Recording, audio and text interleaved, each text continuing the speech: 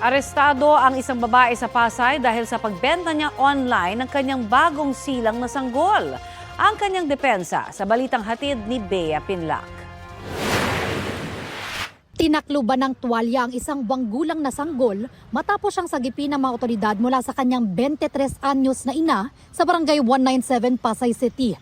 Ang babaeng sanggol, ibinebenta umano online ng mismong nanay niya. Meron sila napasukan na isang group chat na nandun active yung ating undercover na nagpe-pretend as na gusto ring mag-adopt. Nung piniem niya yung aming undercover, nag-offer agad siya ng baby. Ayon sa pulisya, ang unang alok ng suspect, 100,000 pesos kapalit ng anak niya. Since napakalaki ng halaga, nagkaroon ng mga parang bargaining, so hindi na-i-close namin to ng 90,000. Na-turnover na sa DSWD ang nasagip na sanggol.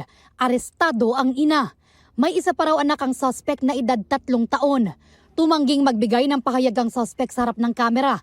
Pero ang sinabi raw niya sa pulisya, kaya siya napilitan magbenta ng kanyang baby ay dahil kailangan niya ng pambayad o panggastos doon sa ospital kung saan siya nanganak.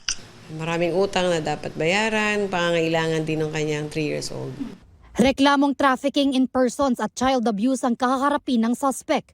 Sa isang pahayag, humingi ng tulong sa Meta Philippines ang National Authority for Child Care para masugpo ang hindi bababa sa 12 active Facebook groups na namonitor ng mga otoridad na ginagamit umano para sa pagbebenta ng mga bata.